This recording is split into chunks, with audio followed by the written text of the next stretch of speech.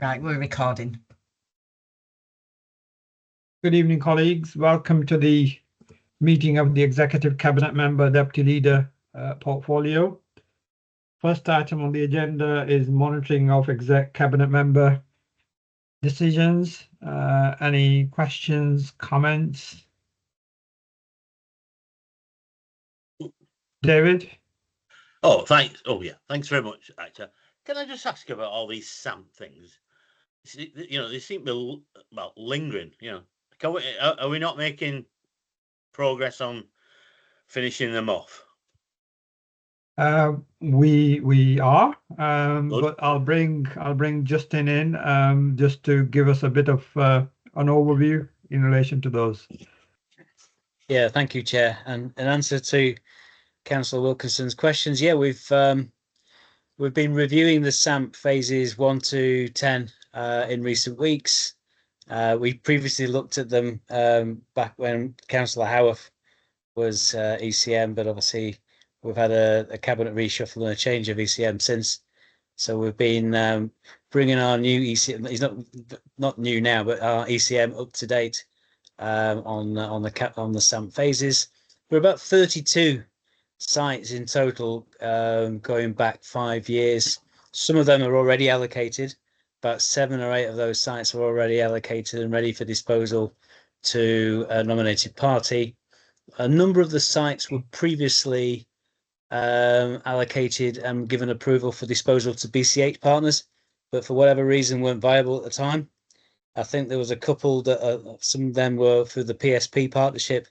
That's now no longer in existence. So there's been sort of back and forth with a number of the sites. There's a tranche of 12 sites which are more odds and sods, which we circulated to CLT here in the council over the last couple of weeks, giving services and service directors the opportunity to have first dibs on any sites internally, and then we're in the process of going to be disposing of them. So a lot of these sites are historic, for whatever reason didn't dispose first time round, or we've had a go and they've never really sort of come of anything. So we've packaged them up, and as I said, we've been going through them item by item in recent weeks. The team now under corporate property, we're a bit more better resourced than we have been for a while. So we're in the process of churning a few of these out. So there will be quite an involved disposals program coming forward. We've just got our legal colleagues confirming reports on title and also making sure there's no charitable land complications there as well. So we're trying to get these out. There will be a tranche which aren't strategic, smaller sites, which we believe will be suitable to go to auction. So we'll probably get rid of or have a good sort of opportunity to give things a good airing and get them out. Anything strategic has already been looked at. So some of the larger sites, as I mentioned, have already got allocations on them for potential for disposing. And we're going to be working now with Jenny Mayer and the team for BCH partners to bring anything forward for Strategic Housing Group as well. So there's a lot of work that's been happening in recent weeks and months behind the scenes, but happy to share that with ward members as and when we're ready to disclose what we're doing. Good. I'm glad to hear about ward members. Can I just ask another question, if I could, Actor?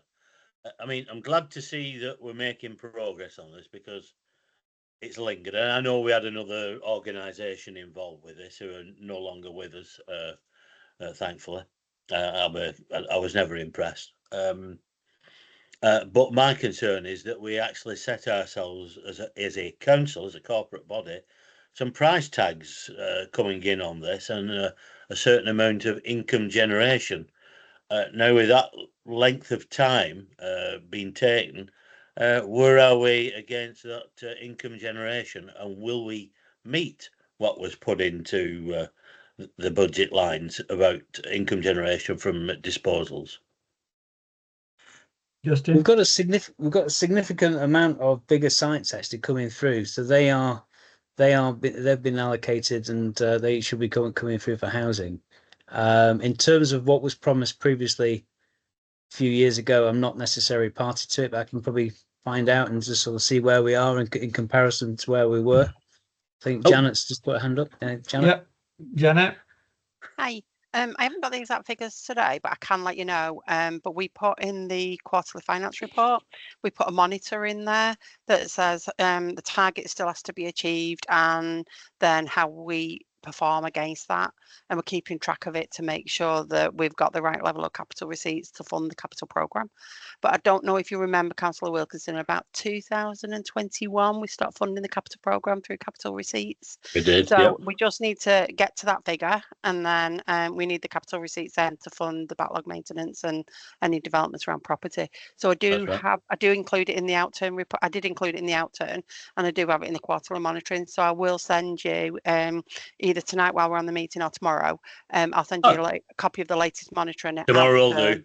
Yeah, okay. Outturn, and then we're just not quite there yet with quarter one. So as soon as I've got that, then I'll share that with you as well.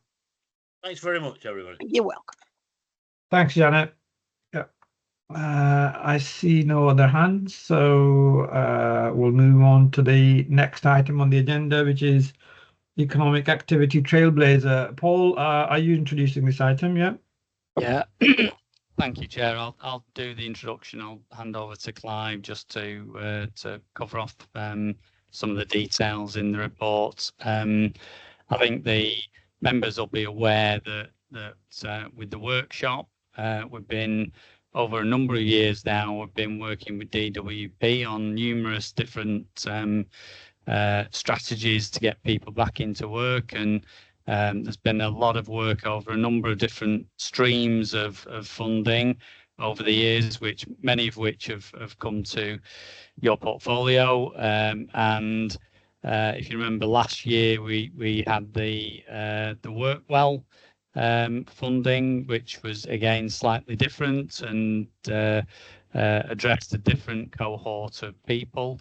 Now with the GM single settlement and working with the government, then there's the Live Well agenda, which again is slightly different, but this should set the scene for quite a few years now to rationalise a lot of the funding regimes coming into GM and then into the council. With this, without pinching old Clive's thunder, this, we've got a really good settlement through GM, and I think the report does go into a bit more detail rather than the headline figures of 39,000 economically inactive. It brings that figure into a bit more stark reality with what the figures actually are. But this does create an opportunity. It does create the ability for us to drive forward the programmes for economically inactive, but also how does the council give people in junior schools, senior schools, the ambition and the opportunity to get into work, because this will carry on now as a programme. This is a short-term programme, but the reality with the GM single settlement is this will be an ongoing programme now for a number of years. So how do we create the ambition and get people into work? But there's lots of things we can do. We've established the Economic Alliance with a number of local businesses. We've got a number of sites going forward for employment, and the ambition and working with Justin is to drive forward the growth in residential and construction jobs, and that will really create an opportunity for short-term employment growth, which we can utilise to reduce our economically inactive. But I'll hand over to Clive and he can take you through the detail of the report. Thank you, Chair. Thanks, Paul. Yeah, Clive. Yeah. Good evening, everybody. Thank you, Paul. Yeah.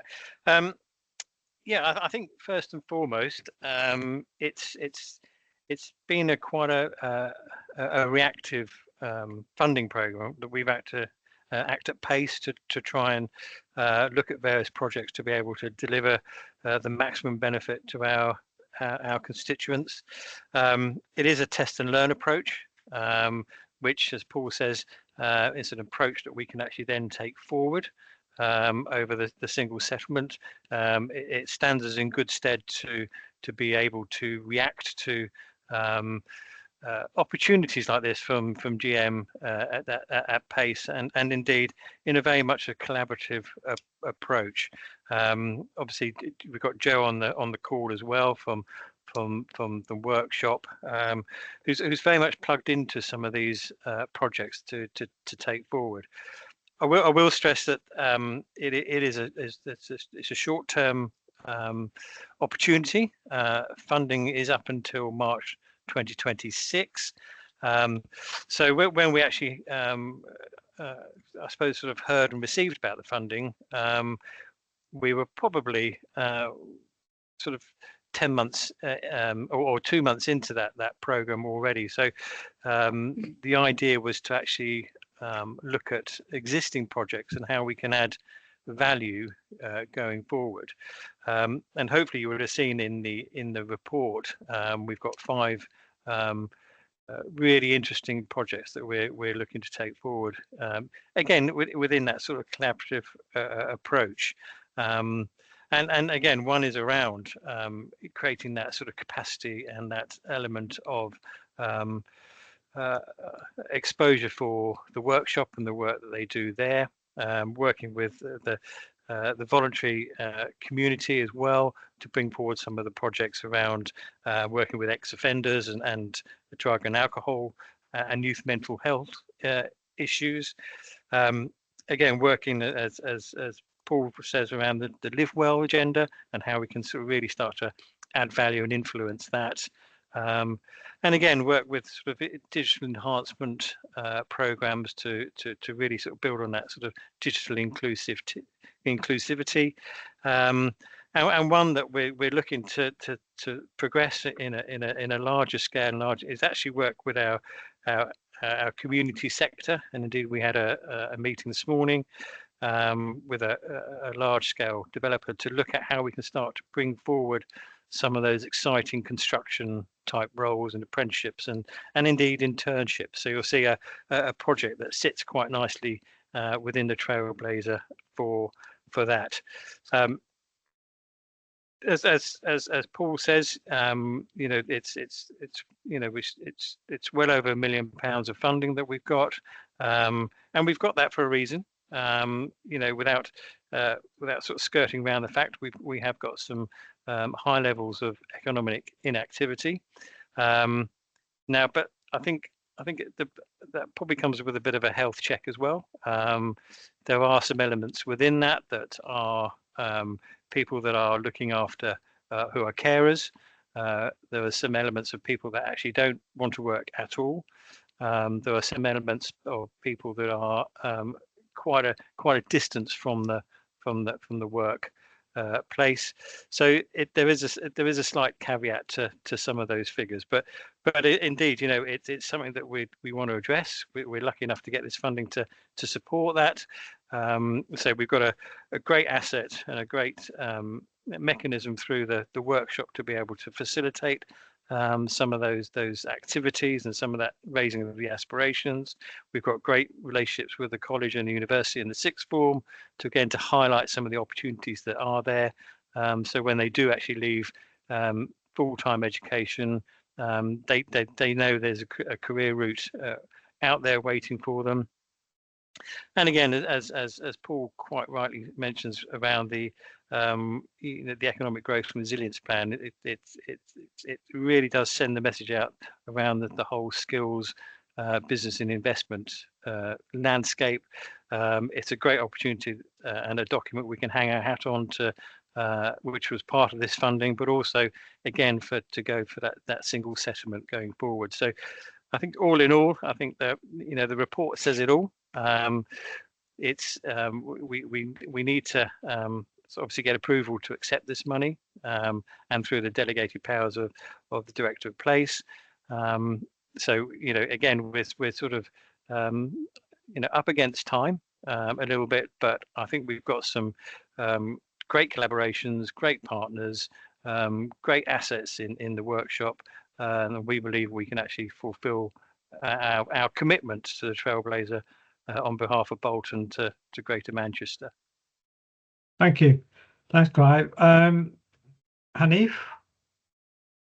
Yeah, just wanted to say I welcome, the fact that you're engaging with the voluntary sector to deliver some of this employment support service. I was wondering whether you've had some impact assessment on all the projects you've been doing with this funding, and are we making a real impact, or are we funding more of the same? Okay, Clive? Yeah, no, thank you for the question. A very good question. No, we will work and have worked with partners to really understand the landscape. So we really and the idea of investing in some of these projects is about that added value. It's about trying to create that opportunity,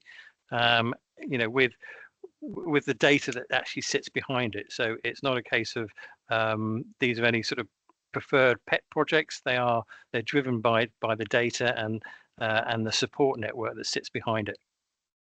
Thank you. Adele? Thanks, Chair. Obviously, I don't think anyone is going to say that we don't want this money, because obviously we do. It is quite, I always find it interesting when they say Trailblazer, because I think sometimes they forget the council does a lot as it is. It's just sometimes that funding stream will dry up, and then we've got and it constantly feels like being on a kind of treadmill of kind of getting a load of funding, starting off on a project that works, and then that funding dries up, and then that kind of project gets shelved, and then you've got to rethink it. So hopefully with the new GMCA kind of formula, it'll mean that it's coming in more regularly, and then we can actually look at kind of what's working and what's not for Bolton. And I know it's really kind of easy to say, just go off numbers of how many people go into work, but in some of the cohorts, they're really challenging. Yeah. And obviously, if you've got someone that's an ex-offender, or they've had recovery, they've got recovery going on as well, they sometimes need a lot more resources. But obviously, the payout at the end in terms of social value for the town is much bigger. So absolutely. I do think any kind of monitoring needs to be with the soft information as well, not just about kind of like numbers that are going through the system. One number though that did surprise me a little bit with the report was young girls that are not in employment. It was quite a kind of standout figure that I wasn't quite expecting. So even though kind of like talking about kind of different things, I came across the Job Gym recently, which is in Middleton. And they offer kind of like hospitality training. They do hospitality, HGV. They do a big array of different training options. And I think it'd be quite good if maybe we could kind of almost feed into that by either putting on coaches or something like that to get people to that centre, because that's GMCA funded as well. But obviously that facility is over in Middleton, which is a bit, for some people, it's a bit daunting to get to yourself from Bolton. But thank you. Thanks, Adele. Joanne, did you want to come in on that? Yes, it's just really to respond to Councillor Warren, really. So a couple of things, the soft outcomes, this whole programme looks, which I'm really, really happy about. It doesn't just look at how many jobs we're getting at the end of it. It does look at the softer kind of outputs and outcomes as well, with regards to the distance travel for people, that connectivity between communities, and the engagement with CVS and the wonderful support that they put on, but then integrating that into mainstream services as well. And with regards to the Job Gym, we've kind of already started part of one of the projects a little bit unofficially, the Bolton Employment Hub, by utilising the space that we've already got at the workshop. So we've invited lots of different partners already to come and hot desk with us, because we found, just working with our learners as well and our participants, the fact that having that interaction on a more informal basis with the people who are delivering really excellent services, it really kind of provides that cohesive service. And Mantra, who is the Job Gym, are in on Fridays in the workshop, so anybody who wants to know about their courses and things, they can come in and they can sign up. And she's already said, when I've spoke to the lady who's coming over, if we can get a big enough cohort and we can find a training space for them, they'll even deliver it at Bolton. Right, thank you. So we don't have to drive into Middleton. Great, thank you. David? Yeah, thanks, Actor. I think it's a very good report. The only concern is we've got, as Adele said, you get this funding stream. You know, okay, GM's now going to get a blocks of funding, but hopefully will make things easier and more sustainable. But I do worry about that. We've got to try and get all this money spent now, in a way, by March next year, and I'm a little bit more reassured having heard what Clive and Joanne have said about what the projects we're looking at. Hopefully they can deliver. Just one I'm going to maybe slightly disagree with is in 213 about all these grey-haired people. Now, I'm one of those in 213. The assumption is correct. I'm not going back to work. I've retired. And now full-time doing something else like here. But strangely enough, I've had a conversation in the last 2 days with people who are in that bracket and still want to be actively in work. And we forget there is quite a group of people who are in the 60s and even in the 70s who are, no matter what their physical ability is, shall we say, you're not got too old or whatever, are still actively keen on wanting to work. And both of these people I was speaking to regret finishing, so whether there is a small group, it may be a small group of people, but they're still there, whether we can, they can be looked at. One of the things I'd like to know is how we're actually going to report the outcomes of this. And I know there'll be reams of paperwork produced for this, because I got them tick off all the financials, and also Greater Manchester will want to know what everything's been done.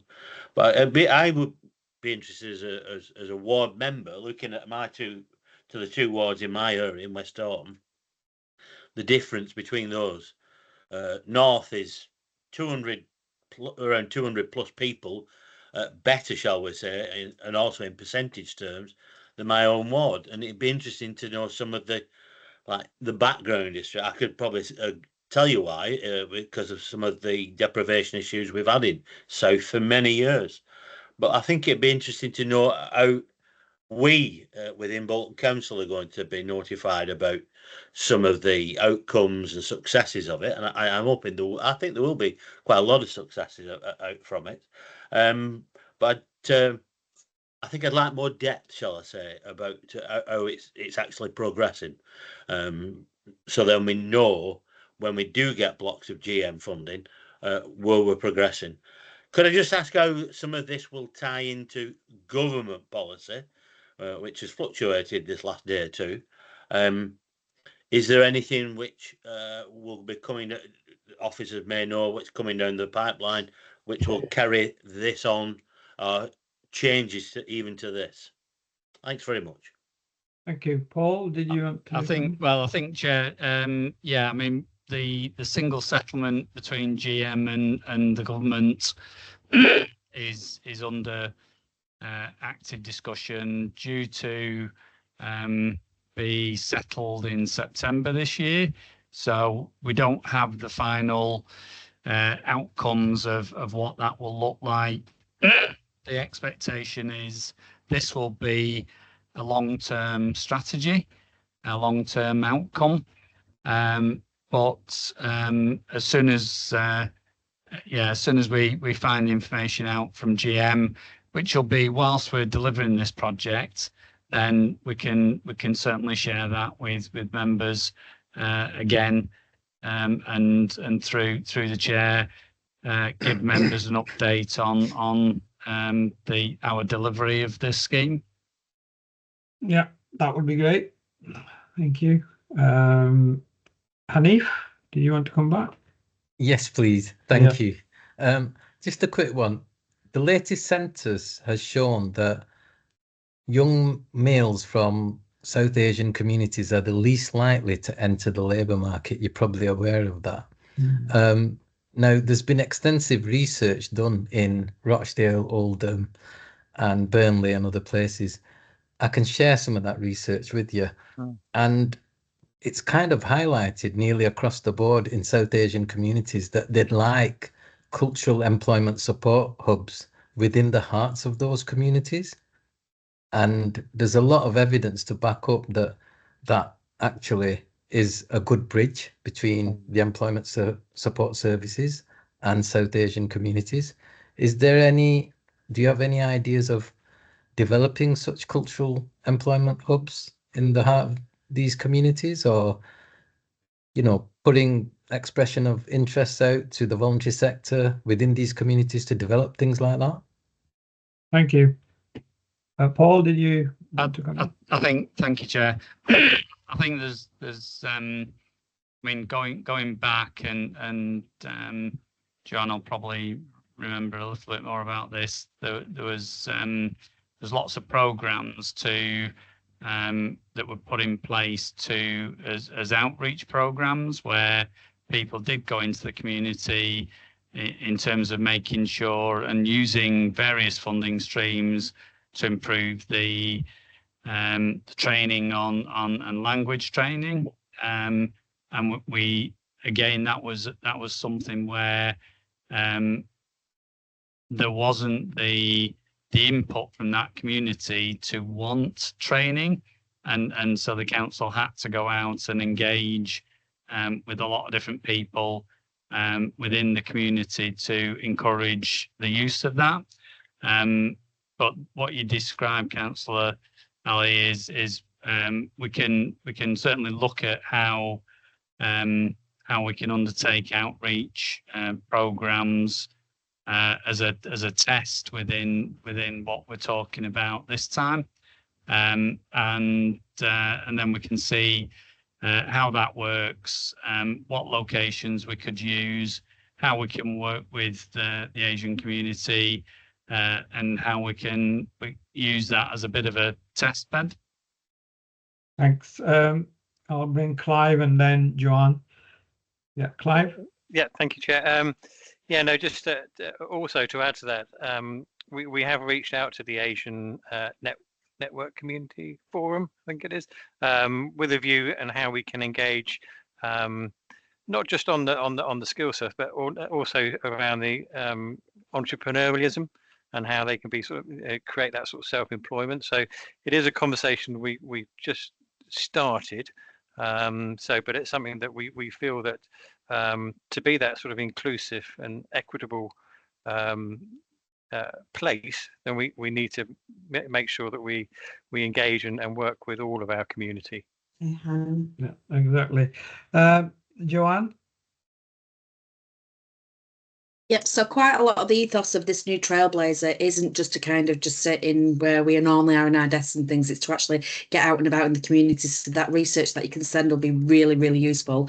We always like an introduction wherever we can to kind of get into communities and localities that don't generally kind of access the services, and where we can kind of help and improve that offer for them. That'd be absolutely wonderful. So yeah, and there was a discussion that we had the day with regards to on one of our other programs on the Workwell program. There's some additional funding that might be coming through that we might be able to get for there, and we was discussing internally with ourselves and public health with regards to where would we like to utilise that money, and to be honest, it was actually with the Asian South Asian community, because there's still a stigma in some ways with regards to mental health and accessing services and things, because the Workwell project that we're currently delivering at the moment, that's probably the lowest uptake that we've received from that kind of demographics.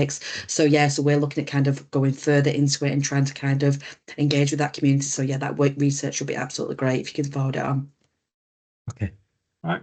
Thank you. That's very helpful. And I do not see any other hands. So we'll move on to the next item on the agenda, which is the approval of the production of a GM joint minerals and waste plan. Dwayne, are you introducing this item, or is it Andrew? Thank you, Chair. Just due to the technical nature of the report, I'm happy to let my colleague Andrew take this one. So thank you very much. Thanks, Dwayne. Thanks, Dwayne. Good evening, everyone. The Joint Minerals and Plan report tonight discusses the need to produce a new joint development plan for waste and minerals for Greater Manchester. You'll currently be aware that these matters are addressed in the Greater Manchester Waste and Minerals plans, which date back to 2012 and 2013 respectively. As set out in the report, national policy requires a review at least every 5 years, and that review would provide the opportunity to bring them up to date in terms of meeting national policy and legislative changes that have happened in the intervening, 13 years now. This is needed to ensure that waste from all waste streams is managed in a sustainable way, and that we ensure a steady and adequate supply of aggregates to meet GM growth ambitions. To do so would also provide an up-to-date policy framework for determining planning applications. This new plan, which is effectively a new local plan for minerals and waste, would have to be taken forward under the new local plan system. So that for those who are involved in the current local plan review discussions, this will be under the new local plan system, regulations for which haven't yet been published. But once these are known, a timetable for plan production will be produced, and we'll have to bring back for member approval an amended local development scheme to set out that timetable for you. Producing a joint plan will bring efficiencies of scale and resource efficiencies at each stage of plan preparation, and it'll also ensure that up-to-date minerals and waste policies are available in the shortest timescale. So at this stage, and the purpose of this report is for each council, including Bolton, is being requested to agree to prepare that joint plan with the other 9 authorities and to delegate its preparation to the AGMA Executive Board. Certainly for the preparations of the waste and minerals plans back in 2012 and 13, all the stages, apart from the most important stages, were delegated to an AGMA joint committee. And the purpose for this is to ensure timely progress, but the council itself still retains a key approval stages, which is when we submit the plan to the Secretary of State for independent examination, and obviously for final adoption of the plan. So we still have, as a council, key stages in the plan where we have to make a decision. And so the executive members being asked to recommend this to council as set out in the report. Thanks, Chair. Thank you.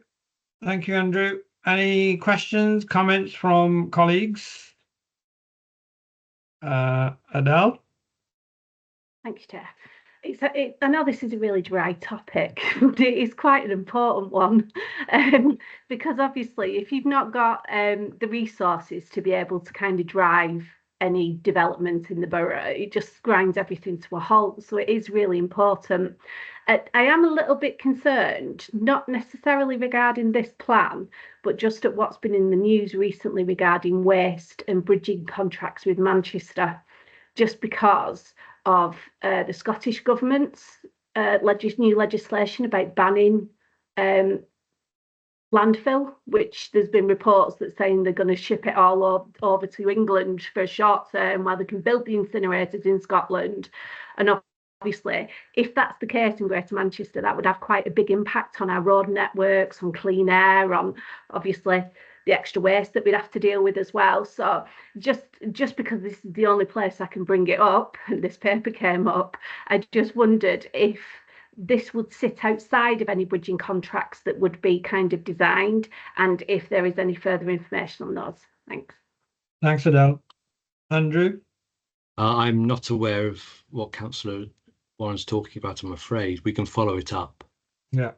I would comment kind of in response to it, generally speaking, is that there are waste flows already around parts of the country, but as part of the plan making process, local authorities have to, under the duty to cooperate, basically negotiate, check out with other authorities around the country. So, for example, we get information on waste flows up to the northwest from London, for example, and vice versa, because you'd imagine where you've got specialist reprocessing plants or handling specialist waste. Classic example being nuclear waste, isn't it? You don't have a nuclear waste facility in every borough. You have it largely up in Cumbria. But yeah, if you want to forward details of that, we can look at that. But in terms of waste flows, it is a normal part of plan making that we have to consult and also be consulted by other authorities about, flows coming in and out of Bolton and out of Greater Manchester. Thanks. David? Thanks for that. Just going maybe slightly off topic, but I think it's got a vague connection to this. I agree with Adele about waste coming from north of the border. You know, we had the discussion at a meeting the other day about renewable energy type of project, and Denmark popped up. Denmark, because it's recycling so much now, imports waste from the UK, from Germany, and everybody else to burn waste. So it'd be interesting to see what our waste-related incineration issues are within the Greater Manchester Plan, because the more we recycle, less stuff to go into the incinerator. So I'd be interested to know how that would impact in there. Just in terms of local authorities, Andrew's mentioned that we have a duty to connect with other people. What happens if we have some authorities who have bizarre policies around energy, recycling, etc., and decide they don't want to cooperate or go their own bizarre way of dealing with things? Is there anything which is in the rules, the regulations, or whatever, to ensure that local authorities cooperate? Because even GM, I think, still ships waste out to various places. And going on to the minerals side of it, in the old minerals plan, and obviously what affected the development plan in West Orton, was coal. I know it's a bit of a dirty word these days, but we did have Cutacre, which was, you know, cleared, etc., became an industrial site. We did have Wilson's Farm, etc., on the Art Common side, on the other side of the railway line, etc., which is now owned by Allworths, buying bits and pieces up. Will Oaken Cast be more or less dropped, because it appears that the land, without being disturbed, is lots more valuable than anything which is underground because of the changes in energy production, etc. But again, going back, there are some bizarre people out there who think it's a great idea to reopen coal mines. Coming from a mining family, I find that a little bit bizarre, but never mind. And last but not least, hopefully, Bolton and parts of it, I think Orwich was the first bit, was licenses to frack.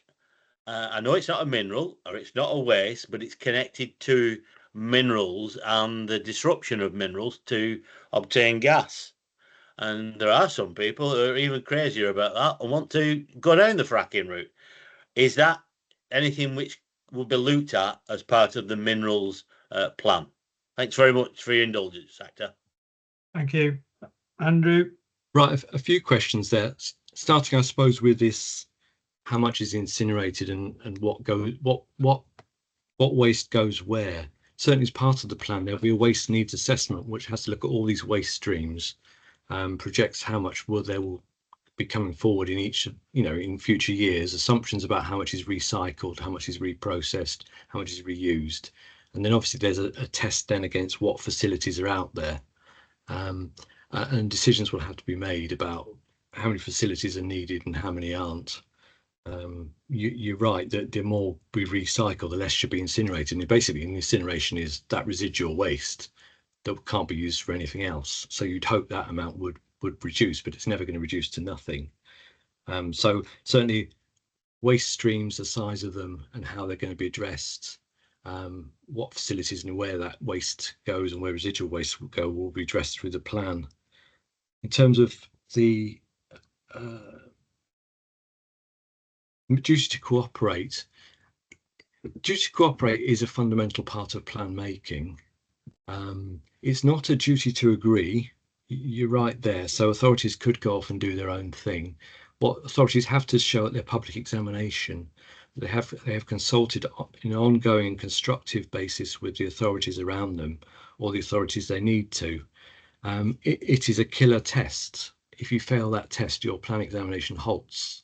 There's been one recently where the inspector basically said you haven't been communicating with your neighbours, the plan is dead. So after 5 years, your plan dies automatically. Doesn't consider anything about the planning merits of your plan. It's dead. In terms of how people choose to operate, clearly they'll have to operate within the bounds of national planning policy, and that again will be tested at examination. So that must by definition set the parameters of what's reasonable and deliverable. In terms of open casting, of course, it's national policy. It says no to open casting. What the current minerals plan does in terms of coal actually though is to safeguard, well no, it has safeguards minerals because the minerals are seen as a valuable resource and you shouldn't build over them and sterilize them. So the current policy approach actually in all the rural areas of Bolton is a policy that says that if there are coal resources there, they shouldn't be sterilised. But in reality, the closeness to people, generally speaking, and whether they're viable would determine whether they come out at all. But it's national policy not to allocate sites for open casting. So that's, I'm sure there are some political parties who want to bring that forward, but not all of them. And it's certainly not national policy at the current time. Fracking, in terms of that's kind of died a death really, because in fact all the fracking licenses that did cover parts of Horwich, you're quite right, but Bolton was covered by fracking licenses. All those expire automatically unless those people who've been given those licenses by government actually come and present, start doing investigative works. None of those have ever happened, and those licenses have fallen by the wayside anyway, and government hasn't issued new licenses. So certainly at the moment that issue is dead. Thank you. Thanks very much for that. Thank you. Thank you.